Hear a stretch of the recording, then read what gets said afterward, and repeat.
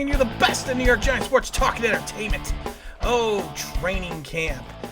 Hopefully you are right around the corner. Rookies are reporting on the 21st.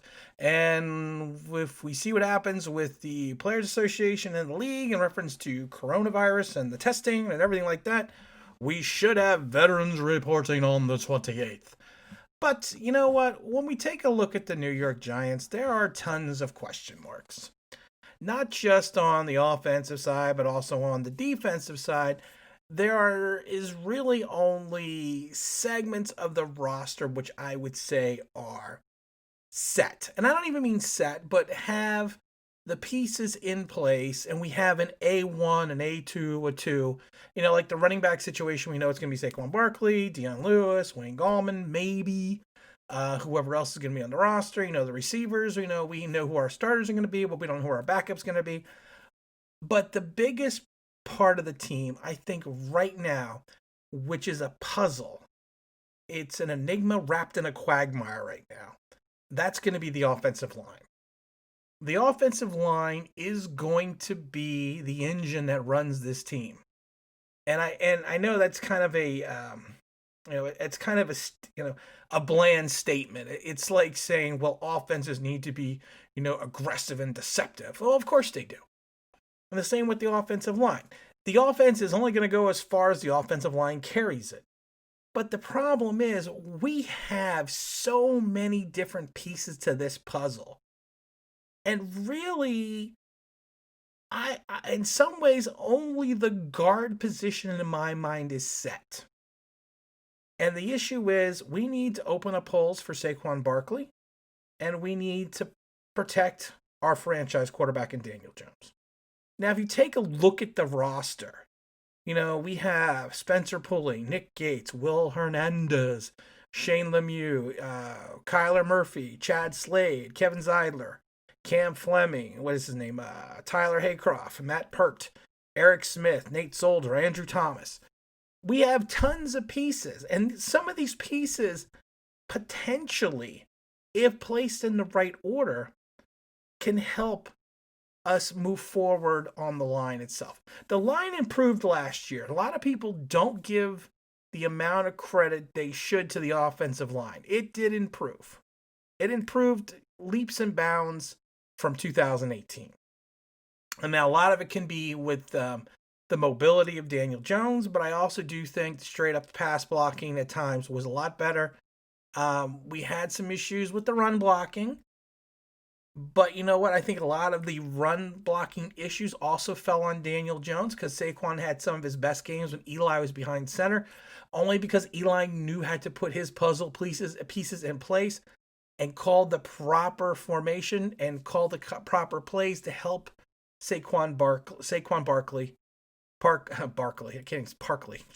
Barkley move into the right position. Daniel Jones will learn that. But we need to take a look at the line itself. To me, the guards are pretty much going to be set with Zeidler and Hernandez. Zeidler isn't unspectacular. He played well at 6'4", 315 pounds. He is not going to be the Pro Bowl presence, but he will be a steady influence on the line itself. Will Hernandez at the other guard position took a step back from his rookie season. Now, anyone that says he did not watch this man play. It was amazing the amount of poise Will Hernandez had during his rookie season. And it was interesting that he seemed to lose that poise in certain games and picked up a couple stupid personal foul penalties. And there was a couple plays that he should have been flagged, but he wasn't because of the fact that the refs didn't see it. And honestly, his run blocking was not the same from 18 to 19, and the same with his pass blocking. And like I said, you would hope from his rookie season to a sophomore year, he was going to take a little bit more of a leap, but he didn't. Now, some people will say having Nate Solder on that side with him at the tackle position, he would have to cover the weaknesses of Solder. But then you could actually say the opposite. Solder's play may not have been as bad if he had a stronger presence from Will Hernandez. And that's the issue. Now, to me, Nate, I think by now we understand that Nate is a systems guy. He was a Patriot system guy. That's all there is to it. I mean, you can't look at it any other way. I think right now at 32 years old, he is going to be just what they refer to as a serviceable lineman. I think he'll be on the team for one more year.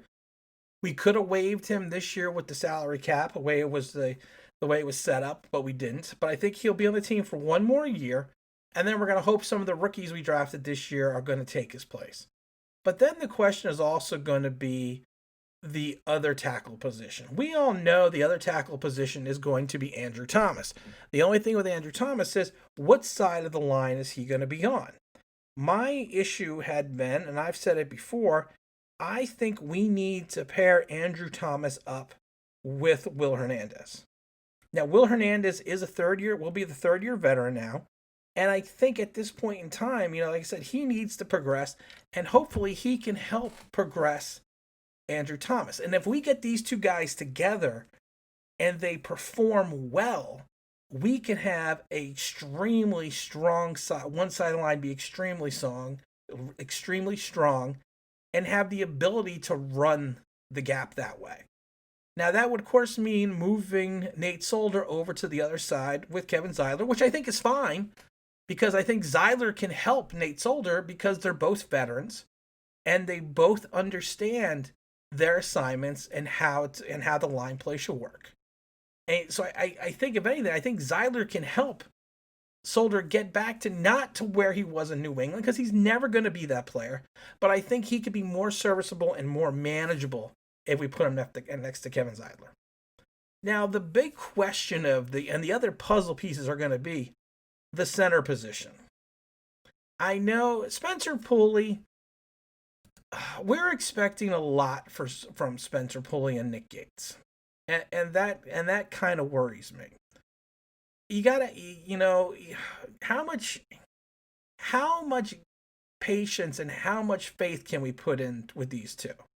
I think Gates last year had 290 snaps last year. And out of those 290, 203 were at right tackle, 70 were at right guard, 16 were at the jumbo tight end, and he did allow 1 sack and 0 penalties, so he never played center. So it would be a lot to ask to put him into that center position. I think he could be more of a fill-in lineman right now. Now, Spencer Pulley, again, we are expecting a lot from a fifth-year guy out of Vanderbilt who's really never held down for an entire season or solidified a line for the entire season with the New York Giants.